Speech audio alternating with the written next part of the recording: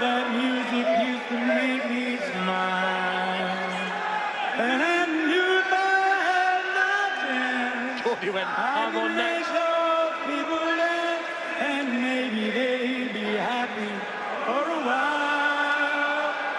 But February made me shiver with every paper I deliver.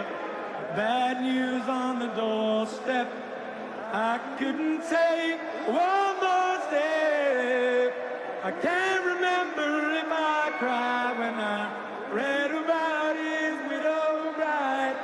Something touched me deep inside the day the music died. All together now! So bye, bye, Miss American Pie. From the levee was round. Them good old boys were singing with me. Singing, this will be the day that I die. This will be the day that I die. Thank you, UK!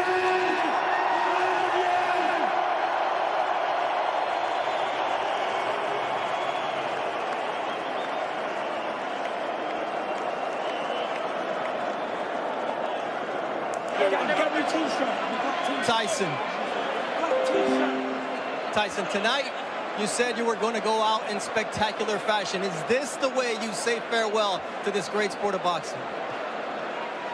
What better does it get than this? 94,000 people, Capital Stadium, in my own country's capital city. It does not get any better than this. 94,000 people, broke all records in boxing in modern day history. Walk me through how you set up that uppercut, because it seemed like it was the first time you threw it all night. You know, we was touching him with a jab, breaking him up with the jab and the check hook. I wanted him to keep going downstairs with them hooks to the body, and at the right time I was going to bring the right uppercut straight through the middle, and I saw it slip, bang.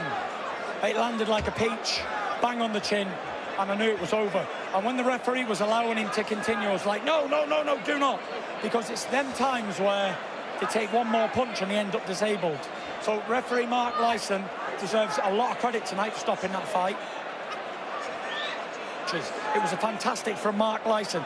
The British Boxing Board of Control, big shout out to you guys. And Mark Lyson, you got it right tonight, mate. Walk me through that 4th round when things started to get rough between you two and the cut transpired on his thigh. Say that question again, sorry. Walk me through that 4th round when things started to get rough and the cut happened. You know, this is not ballet dancing. This is heavyweight boxing. Emotions are running high in there. And he started coming in with the elbow and forearm, but I'm not a complainer. I'm a fighting man. This is what we do for a living. I've got no animosity towards Dylan White. You know, he's a great fighter, but he fought a legend in here tonight. I saw a smile like I'd never seen on your father's face on the other side of the ring right now. He was so proud of you. What did it mean to you to do it in front of him and in front of these fans? It was fantastic. You know, my dad's not been here for 4 years, and he got to see his son become a legend in the game tonight in front of the 94,000 people. He's got to be very proud, and you know, I just want to go home now and spend some time with my wife and kids. And my trainer, we're going to grill, we're going to drink, we're going to party late on into the night, into early hours. We deserved it, you know. We put the work in, 14 weeks for this, and it was worth every day. All the dedication that we put in was worth it when it should. Damn right it was. And finally, America made you a superstar, and tonight your homecoming was complete.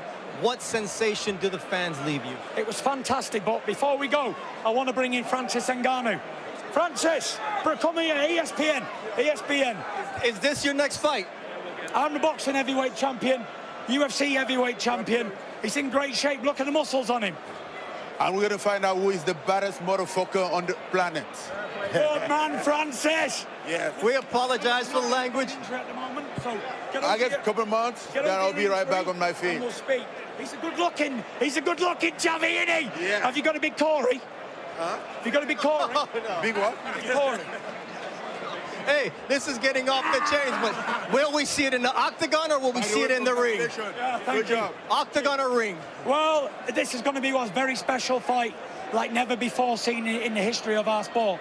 You know, we're not talking two light guys, 140 pounds.